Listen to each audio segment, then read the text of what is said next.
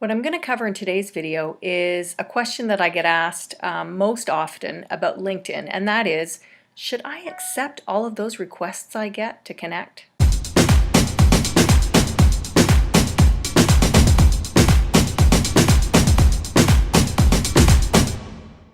Hi, my name's Christine McGlade, and I'm a digital business builder, an educator, and an entrepreneur. I know that the biggest challenge that we all face when it comes to getting a grasp on digital technologies, the internet, social media is time. It takes a lot of time to figure it all out. Well, that's where I can help. So let's get started. The question we're going to be covering in this video is, should I accept every request I get on LinkedIn? And the answer is, it depends. There's three things that we need to understand to really answer that question. And they are, what is LinkedIn? Who's on LinkedIn? And we're also going to look at the anatomy of a profile page so that you'll know what to look for on that person's profile page to figure out if you should accept their connection request or not. So the first question, what is LinkedIn? Well, LinkedIn is obviously a social network, but it's not exactly the same as the other social networks, for example, like Facebook, because LinkedIn is focused on professional networking. And it's really, in that sense, probably more similar to networking in real life than it is to Facebook. So what do we mean when we say networking in real life? Well, in real life, networking is pretty much all about helping people. It's not really just about you. So let's imagine that this is you, and let's actually imagine that you're at a party. So if you were at a party, there would be other people at the party, obviously, and you would know some of those people. So those people that you know, well, those are your first degree connections. And of course, everyone else at the party is connected to other people at the party, and some are connected to your first degree connections, and some of them are connected to other people that you don't know. Now, if you were a good networker, and especially if maybe this is your party, you're throwing the party, you're going to be looking for ways that you can help your friends by introducing them to other people, maybe people that they don't know at the party. So through all of these various series of introductions where you introduce people to other people and then they introduce people to other people, you're helping, you're being a connector. And professional networking is just the same. Now, at least at a party, you can see who the second and third degree connections are. But on LinkedIn, who are these people anyway? Well, who is on LinkedIn? Everybody is on LinkedIn. In 2003, when LinkedIn began, obviously they had no users, but by 2006, they had 20 million users. And now, or at least a year ago, there were 259 million users on LinkedIn. So there really are a lot of people on LinkedIn. And a lot of these are people that you might want to be connected with professionally. One of the great things about LinkedIn is that because it's a professional network, people tend to behave a little bit better. They tend to behave professionally because it is a professional space. So you're most likely to find people with whom you share some business goals, business concerns, people from your industry that you might want to be connected with. There are recruiters on LinkedIn, but I always think it's a good idea to connect with recruiters because hiring is probably the most underrated and the hardest thing to do professionally. And wouldn't you love to have a tool and helpers when it comes time to either to do a hire or to get hired?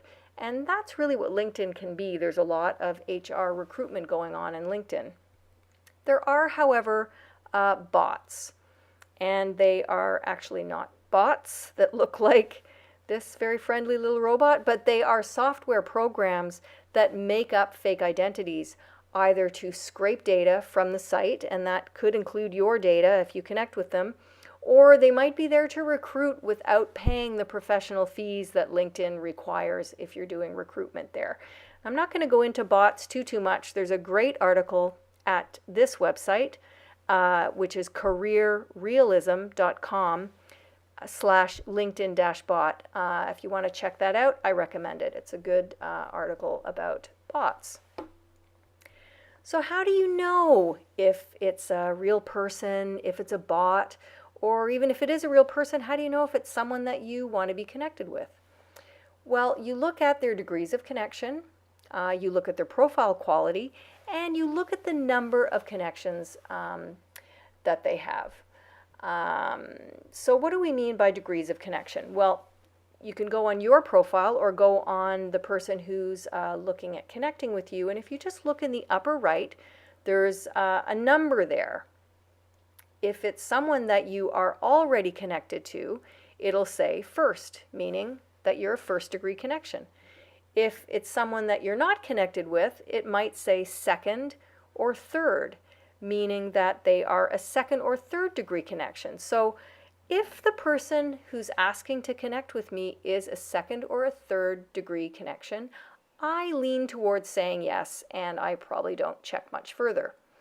However, if you're not super comfortable with that, you can dig a little deeper. There's a couple of great areas on their profile page that you might want to have a look. So if you scroll down and look on the right, you will see the How You're Connected area.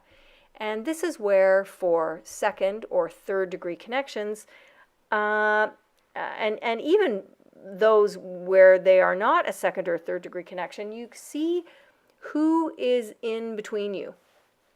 So that's always a good hint that gives you some sense of where they might have come across your name, how you might know someone who knows them. So that's a great area to check out. And right below that is the In Common With area. And that's a good one too. So for example, if all you have in common with the person is location, that's not necessarily a bad thing. Obviously, if you're in the same city and the business that you do is based on location, then there's probably some value in connecting with that person. But even more interesting is when you find someone with whom you have some skills and expertise in common. And this is particularly interesting as well, because if you have location in common and a lot of skills and expertise, that person might actually be either a potential partner for you on projects, or they might even be a competitor. So there might be some good competitive intelligence that you can gain by connecting with them and having a look at their profile, seeing how you might take some examples from their profile to improve your own. The next thing that I look at, if there's nothing that I get from, if they're not a second or third degree connection, if I'm not really getting any insights from the How We're Connected area, I will go back and read their profile. And I'll try to assess if there's anything in it about the industry that we share, if it sounds like it was written by a person, if it's well written. I'll check all of that, and in particular, I'll have a look down their profile, if you scroll down, and I'll check and see if they have any recommendations. Now, not everyone has recommendations, so it's not a definite no if they don't have any, but I will also check and see if they have any endorsements. So the other thing you might have noticed on LinkedIn is that you get people endorsing you, and you'll usually get an email about that. And that's what's happening, is when you get an endorsement, it goes into this bottom area of your profile. So if the person who wants to connect with me has a lot of endorsements, I will usually say yes, because that's a good sign that it's not a bot, and they're probably a really potentially valuable connection. And finally, if they strike out in all of these areas, the last thing that I will look at is the number of connections that they have. And if the person has less than 50 connections, I usually will not connect with them, because that's a little bit of a red flag that it could be a bot. Obviously, this isn't so great for people who are just starting out and don't have many connections. And for those people, I would suggest that you try to connect with people that you know in real life first.